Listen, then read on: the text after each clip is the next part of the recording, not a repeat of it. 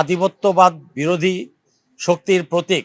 হাদিকে হত্যা করা হয়েছে ঠিক তফসিল ঘোষণার একদিন পরেই, এবং সেটা ইন্টারিম গভর্নমেন্টের সময়। বর্তমান সরকার এই হত্যাকাণ্ডের জন্য দায়ী না, বাট অবশ্যই এই সরকারের দায় দায়িত্ব আছে তাকে বিচারের আওতায় আনা, আইনের আওতায় আনা। জীবন অবাক না করলে কে করবে? 28% মিল্ক ফ্যাটের অবাক করার সাথে ফ্রেশ মিল্ক পাউডার। জীবন অবাক করুক প্রতিদিন। ইন্টারিম গভর্নমেন্টের সময় আমরা অনেক দোষারোপ করেছি, তাকে ধরতে পারে নাই হাদির হত্যাকারীকে, এবং বিভিন্ন মহল থেকে বিভিন্ন নাটক ছড়ানো হয়েছে 6 ঘন্টার মধ্যেই নাকি সে বর্ডার পার হয়ে গেছে।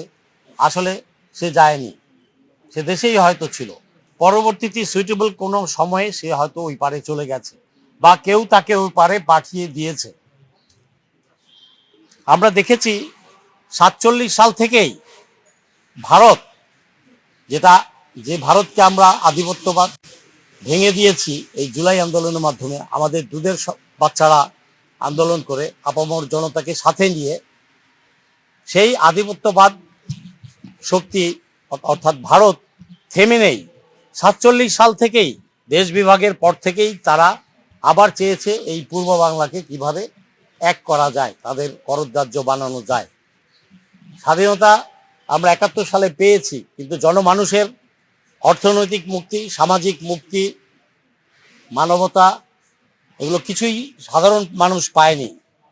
যুগে যুগে যে রাজনৈতিক দল ফায়দা লুটেছে, একটা শ্রেণী সুবিধা ভোগ করেছে, কিন্তু জনসাধারণের মুক্তি মেলেনি।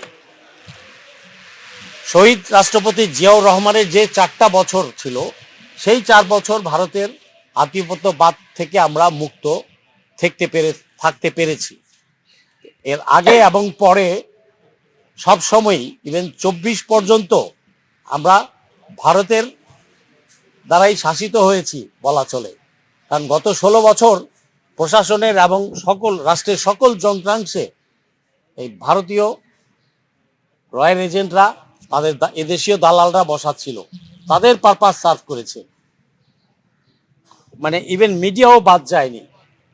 সব মিডিয়া নয়, কিছু কিছু দালাল মিডিয়া বললে আমার ভাইরা আবার মাইন্ড করবেন না, কারণ সবাই আমরা বাংলাদেশি, সবাই দেশপ্রেমিক। আমি জানি আপনারা কষ্ট করে এখানে এসেছেন, আমি জানি আপনারা কত কষ্ট করে কাজ করেন, কত হুমকির সম্মুখীন হন, আপনাদের স্বাধীনতাও নাই, সেটাও আমি জানি। জীবন অবাক না করলে কে করবে? 28% মিল্ক ফ্যাটের অবাক করার সাথে ফ্রেশ মিল্ক পাউডার। জীবন অবাক করুক প্রতিদিন।